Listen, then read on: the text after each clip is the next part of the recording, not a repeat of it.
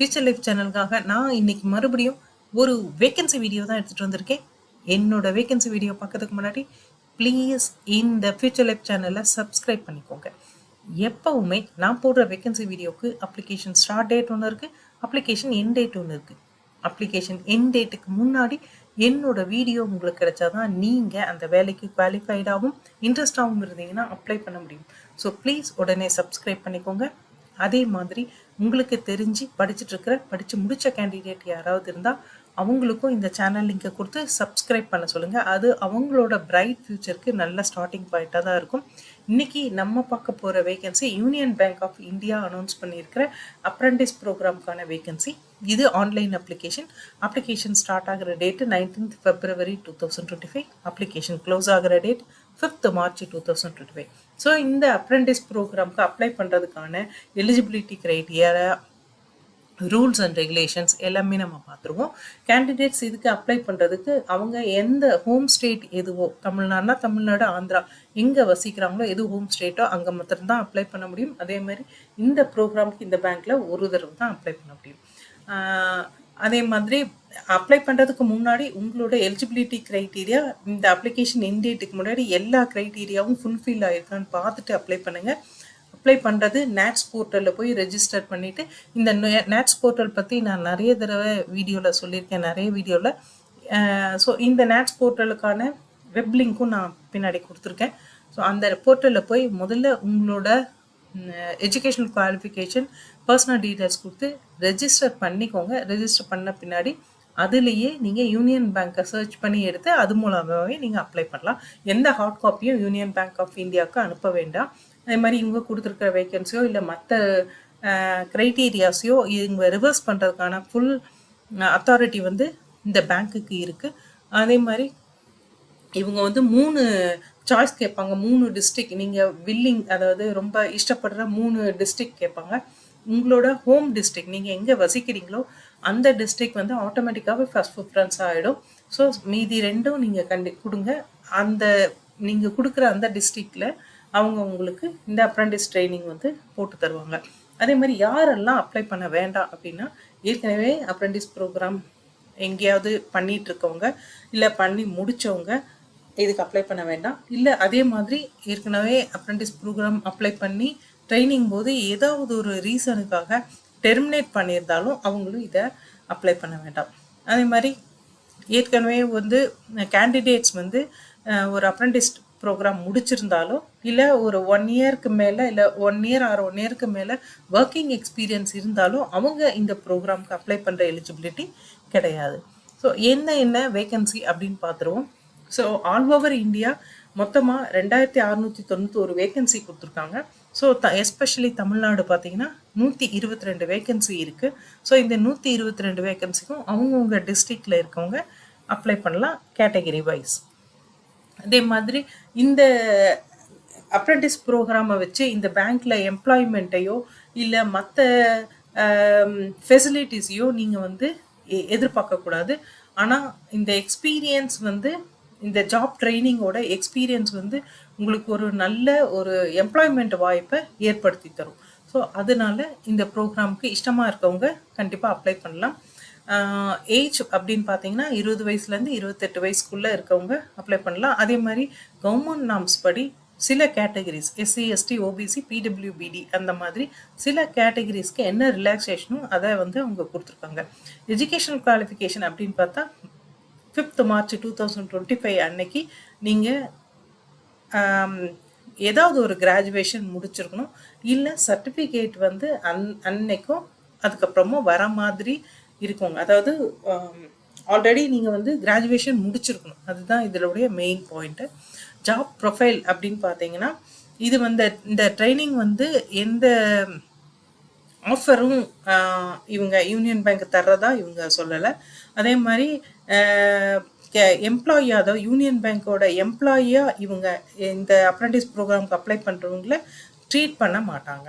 அதை நீங்கள் கண்டிப்பாக தெரிஞ்சுக்கணும். அதே மாதிரி டியூரேஷன் அப்படின்னு பார்த்தா 1 இயர். 1 இயர் டியூரேஷன் வந்து எந்த ஆன் ஜாப் ட்ரைனிங்காக இருக்கும். அதாவது ஆன் ஜாப் ட்ரைனிங் மாத்திரம் இல்லாமல் different practice, different product, different process இதில் வந்து உங்களுக்கு ட்ரைனிங் தருவாங்க. அது யூனியன் பேங்க் சம்மந்தப்பட்ட ப்ராசஸ். அதே மாதிரி ஸ்டைஃபண்ட் அப்படின்னு பார்த்தீங்கன்னா ஒரு மாதத்துக்கு 15,000 தரதா சொல்லியிருக்காங்க. வேறு எந்த அலவன்ஸுக்கும் நீங்கள் எலிஜிபிலிட்டி கிடையாது. செலெக்ஷன் ப்ராசஸ் அப்படின்னு பார்த்தா ஒரு ஆன்லைன் எக்ஸாம் இருக்குது. இந்த ஆன்லைன் எக்ஸாம் முடிச்சப்பறம் டாக்குமெண்ட் வெரிஃபிகேஷன் இருக்குது, இன்டர்வியூ இருக்குது. இது முடிஞ்சப்பறம் ஒரு மெடிக்கல் டெஸ்ட் ஒன்று இருக்குது. ஸோ இதில் எல்லாம் குவாலிஃபைடு ஆனவங்களுக்கு மாத்திரம்தான் இந்த வாய்ப்பு கொடுப்பாங்க. ஆன்லைன் டெஸ்ட் அப்படின்னு பார்த்தீங்கன்னா எதை பேஸ் பண்ணியிருக்குன்னா general, financial awareness, general English, quantitative, reasoning aptitude and computer knowledge இதை பேஸ் பண்ணி தான் உங்களுக்கு கொஷின்ஸ் இருக்கும். அதே மாதிரி எந்த ஸ்டேட்டுக்கு நீங்கள் அப்ளை பண்ணுறீங்களோ அந்த ஸ்டேட்டோட லோக்கல் லாங்குவேஜ் வந்து உங்களுக்கு தெரிஞ்சுக்கணும். படிக்கவும், எழுதவும், பேசவும், அண்டர்ஸ்டாண்ட் பண்ணிக்கவும் அந்த லாங்குவேஜில் நல்ல ப்ரொஃபிஷியன்சி இருக்கணும் அப்படின்னு சொல்லியிருக்காங்க. 10th வரைக்கும் நீங்கள் அந்த லோக்கல் லாங்குவேஜை படிச்சிருந்து அதோடைய சர்டிஃபிகேட் ப்ரொடியூஸ் பண்ணிங்கன்னா வெல் அண்ட் குட். இல்லைன்னாலும் அவங்க உங்களுக்கு ஒரு லாங்குவேஜ் டெஸ்ட் வைப்பாங்க. அந்த லாங்குவேஜ் டெஸ்ட்டில் நீங்கள் கண்டிப்பாக பாஸ் பண்ணணும். அது டாக்குமெண்ட் வெரிஃபிகேஷன் அப்போது வைப்பாங்க. மெடிக்கல் எக்ஸாமினேஷன் ஸ்டாண்டர்ட் ஒன்று இருக்குது. அதை நீங்கள் வந்து இவங்களோட வெப்சைட்டில் போய் எடுத்துக்கலாம். அதுபடி மெடிக்கல் டெஸ்ட்டில் நீங்கள் ஃபிட் அப்படின்னா தான் இவங்க செலக்ட் பண்ணுவாங்க. ஸோ ஃபைனல் செலெக்ஷன் அப்படிங்கிறது நீங்கள் எழுத போகிற எக்ஸாம் அதில் நீங்கள் எடுக்கிற மார்க்கு, கேட்டகிரி என்ன, எஜுகேஷன் குவாலிஃபிகேஷன் என்ன, இதெல்லாம் வச்சுட்டு இது இல்லாமல் உங்களுக்கு நாலேஜ் டெஸ்ட் ஆஃப் லோக்கல் லாங்குவேஜோட நாலேஜ் டெஸ்ட்டு வச்சுட்டு அதுக்கப்புறம் மெடிக்கலி ஃபிட்டாக இருந்தால் மட்டும்தான் இந்த ஃபைனல் செலெக்ஷனுக்கு நீங்கள் வருவீங்க. அது மாதிரி இந்த ட்ரைனிங் கம்ப்ளீட் ஆனப்புறம் உங்களுக்கு ஒரு அசஸ்மெண்ட் டெஸ்ட் ஒன்று வைப்பாங்க. அந்த அசஸ்மெண்ட் டெஸ்ட்டில் நீங்கள் அவங்களோட கைட்லைன்ஸ் படி நல்ல மார்க் எடுத்தீங்க அப்படின்னா உங்களுக்கு ஒரு சர்டிஃபிகேட் ஒன்று ப்ரொடியூஸ் பண்ணுவாங்க. நீங்கள் அதை வந்து ஃபர்தராக உங்களுடைய ஃபர்தர் எம்ப்ளாய்மெண்ட்டுக்கும் உங்களோட அடுத்த ஃப்யூச்சரில் உங்களோட க்ரோத்துக்கும் அதை நீங்கள் யூஸ் பண்ணிக்கலாம். ஸோ அப்ளிகேஷன் எப்படி ஃபில்அப் பண்ணுறது ஆன்லைனில் அப்படின்னு பார்த்தீங்கன்னா நான் எல்லா ஆன்லைன் அப்ளிகேஷனுக்கும் இருக்க மாதிரி தான் இதுக்கு ஒரு வேலிட் இமெயில் ஐடியும் ஃபோன் நம்பரும் வேணும். அது இல்லாமல் இந்த அப்ளிகேஷன் வந்து உங்களால் போட முடியாது, அதேமாதிரி ரெஜிஸ்டரும் பண்ண முடியாது. எலிஜிபிள் கேண்டிடேட்ஸ் இந்த எலிஜிபிலிட்டி அவங்க சொல்லியிருக்க எலிஜிபிலிட்டி இருக்கவங்க ஃபஸ்ட்டு நேட்ஸ் போர்ட்டலில் போயிட்டு ரெஜிஸ்டர் பண்ணுங்கள். இங்கே நான் நேட்ஸ் போர்ட்டலோட வெப்சைட் கொடுத்துருக்கேன். https://nats.education.gov.in இதில் போயிட்டு நீங்கள் ஃபஸ்ட்டு ரெஜிஸ்டர் பண்ணுங்கள். அதுக்கப்புறம் அங்கே இருந்து யூனியன் பேங்கை சர்ச் பண்ணுங்கள். சர்ச் பண்ணி நீங்கள் அது மூலமாக நீங்கள் அப்ளை பண்ணலாம். ஒருவேளை உங்களுக்கு ஏதாவது இஷ்யூ இருக்குது நேட்ஸில் அப்படின்னா கீழே மேனுவலாக எப்படி போய் நீங்கள் ரெஜிஸ்டர் பண்ணுறது அப்படின்றதுக்கும் வெப் லிங்க் கொடுத்துருக்கேன். ஸோ இது மூலமாக நீங்கள் போயிட்டு இந்த யூனியன் பேங்க்குக்கு நீங்கள் அப்ளை பண்ண முடியும். அதே மாதிரி நீங்கள் இந்த நேட்ஸில் ரெஜிஸ்டர் பண்ணும்போது உங்களுக்கு ஒரு என்ரோல்மெண்ட் ஐடி வரும்.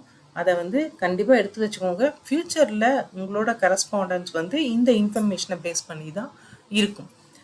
எலிஜிபிள் கேண்டிடேட்ஸ் எல்லாமே வந்துட்டு உள்ளே போயிட்டு நேட்ஸில் போய் நீங்கள் அப்ளை பண்ணி முடிச்சப்பறம் உங்களுக்கு ஒரு கன்ஃபர்மேஷன் மெயில் ஒன்று வரும். அது வந்து எதுலேருந்து வரும்னா info@bfsissc.com இதிலேருந்து வரும். இதில் வர்ற லிங்க் மூலமாக அவங்க மறுபடியும் சில இன்ஃபர்மேஷன்ஸ் கேட்பாங்க. அந்த லிங்கை கிளிக் பண்ணி நீங்கள் அவங்க கேட்குற இன்ஃபர்மேஷன், அதாவது category status, PWBD status, choice of district, இதெல்லாம் அதுக்கப்புறம் தான் கேட்கும். ஸோ அதுக்கப்புறம் கேட்குற அந்த டீட்டெயில்ஸும் நீங்கள் கொடுத்து முடிச்சப்புறம் நீங்கள் ஆன்லைன்லேயே ஃபீஸ் பே பண்ணணும்.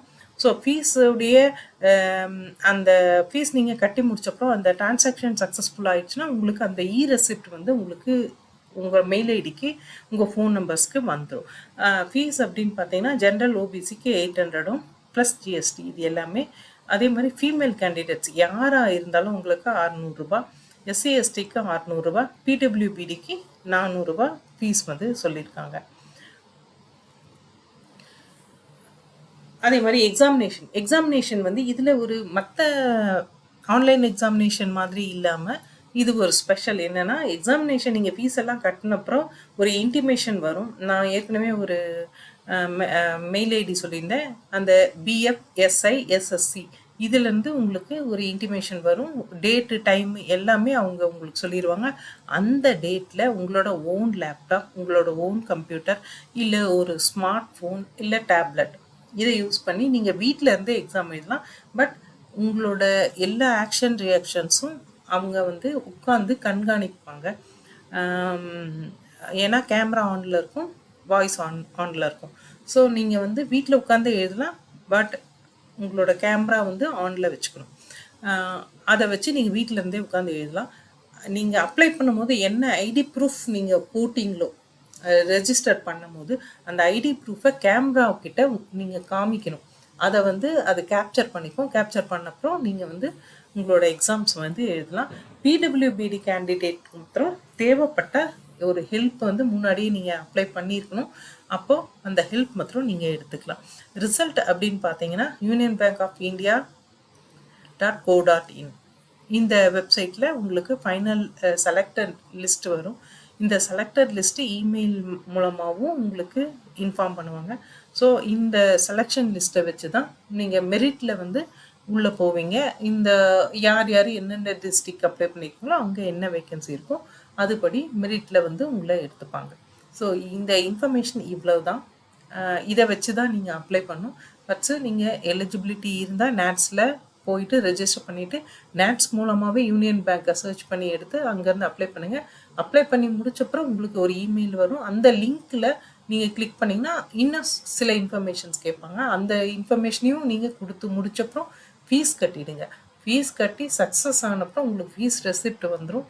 அதுக்கப்புறம் உங்களுக்கு எக்ஸாமினேஷன் டேட்டெல்லாம் இன்ஃபார்ம் பண்ணப்பறம் நீங்கள் ஒரு லேப்டாப்பையோ உங்கள் டேபோ உங்களோட ஸ்மார்ட் ஃபோனோ இல்லை உங்களோட கம்ப்யூட்டரோ ஏதாவது ஒன்று யூஸ் பண்ணி நீங்கள் இந்த எக்ஸாமை எழுத முடியும். தேங்க்யூ.